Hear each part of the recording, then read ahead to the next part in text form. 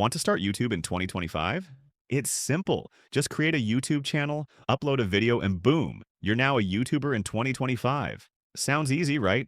But let's talk about one big question. Is it worth it?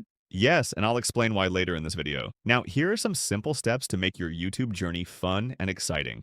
Step 1. Know your why. Before starting, ask yourself, do I want to share my life and experiences? Am I trying to grow my business? Do I want to share my knowledge? Or is it about making money and leaving my 9 to 5 job? Find your reason, it will keep you motivated. Step 2. Choose your niche. What will your channel be about? What kind of videos do you want to create? Take some time to research on YouTube. See what's trending in your niche. Watch successful videos.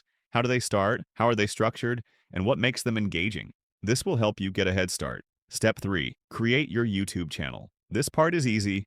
Click Create Channel. Pick a simple and catchy name. Design a clean and professional profile picture and banner. You can use Canva for this. Write a short and clear channel description. Use relevant keywords so people can find you. Verify your phone number to unlock all YouTube features. Now your channel is ready to go.